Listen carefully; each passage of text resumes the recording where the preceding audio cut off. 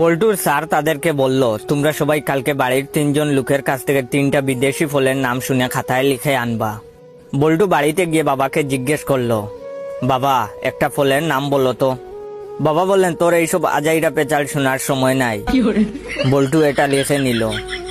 তারপর বল্টু তার দাদুকে বলল, দাদু বিদেশি একটা ফলের নাম বলো তো।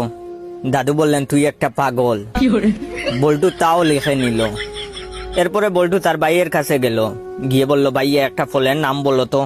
তার ভাইয়া বলল, তোর কথা শোনার সময় নাই, আমার গার্লফ্রেন্ডের সাথে দেখা করতে যেতে হবে।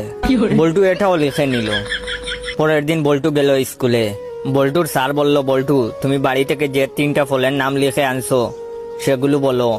বল্টু বলল, তোর এইসব আজাইরা পেঁচাল শোনার সময় নাই।